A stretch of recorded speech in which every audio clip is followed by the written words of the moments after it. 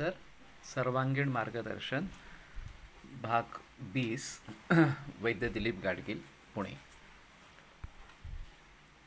तो जब भी कैंसर का निदान होने का समय आता है कि एफएनएसी हो गई, बायोप्सी हो गई, स्कैन हो गए और अब ये पक्का हो गया कि ये कैंसर ही है, तब उस समय से लेकर एक भीति का माहौल छा जाता है पूरे कुटुंब पर, पूरे फैमिली पर, परिवार पर। और फिर उसमें से कैसे निकले, ये एक अहम चिंता का विषय है। ज़्यादातर डॉक्टर सिर्फ बताना चाहते हैं कि ये इस प्रकार की स्थिति है, और बहुत सारे लोगों में कैंसर बहुत आगे बढ़ जाने पर ही डिटेक्ट होता है या मालूम होता है। जबकि अगर तीसरे स्टेज में, चौथे स्टेज में कैंसर अगर मालूम पड़ा तो फिर डॉक्टर भी कहते हैं कि कुछ आशा ये नहीं है ये ठीक होने की इस प्रकार से। तो ये भीति और भी गहरी इस प्रकार की हो जाती है। तो उसमें उस सब परिवार को उसके बारे में अवगत कराना, और फिर अगर मरीज खुद भी धीरज न रखने वाला इस प्रकार का हो या उसके निजी रिश्तेदार बहुत ही भयभीत हो जाने वाले इस प्रकार के हो, तो ये परिस्थिति और विकट इस प्रकार की हो जाती है। तो अभी लोगों को सिर्फ एक ही दृष्टिकोण मालूम है, जो आधुनिक वैद्य का दृष्टिकोण है कि हाँ, इस प्रकार से यहाँ ट्यूमर उत्पन्न हुआ है और उसके वजह से ये लक्षण हो रहे हैं, और फिर उस ट्यूमर को निकाल देना, सर्जरी करके केमोथेरेपी, रेडिएशन करना ही उसका उपाय है, बाकी उसका दूसरा कोई उपाय नहीं। और इसका कारण क्या है उसके बारे में तो बता नहीं सकते।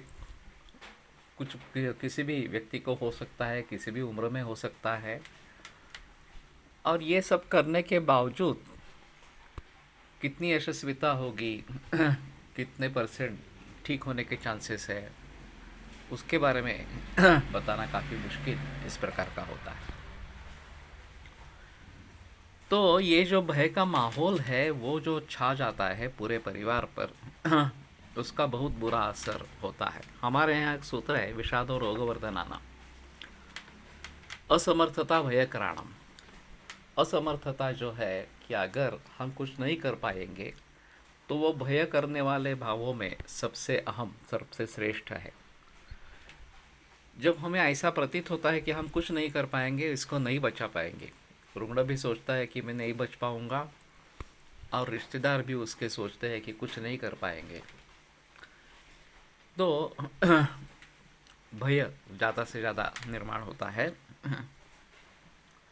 हमारे यहाँ एक उदाहरण ऐसा हुआ था कि मैं शाम को क्लिनिक में था, तब कि मुझे एक फ़ोन आ गया हमारे रजिस्ट्रार से कि एक अर्जेंट केस है, ज़रा देखो, अभी तुम्हारे पास भेज रहा हूँ। एक्यूट ल्यूकेमिया की केस थी 95% ब्लास्ट सेल्स थे। हमारे विद्यापीठ का कर्मचारी था। तो जब वो आया तो हमने हिस्ट्री ले ली और कुछ दवाइयाँ दे दी उसको, और मैंने कहा कि आप विद्यापीठ में ही आओ, वहाँ आपको बहुत सस्ता रहेगा, मैं ही देखूँगा। तो मेरे यहाँ आने से पहले वो ऑन्कोलॉजिस्ट से मिल के आए थे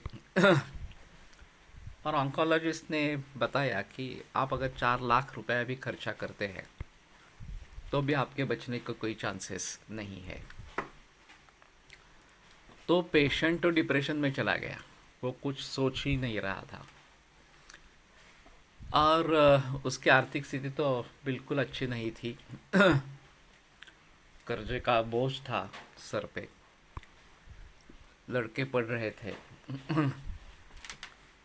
और फिर उसके भाई ने चंदा इकट्ठा करके उसको एक केमोथेरेपी दे दी।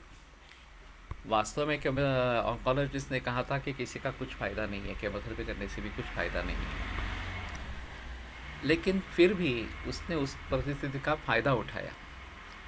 तो इसके बारे में सोचना ज़रूरी है।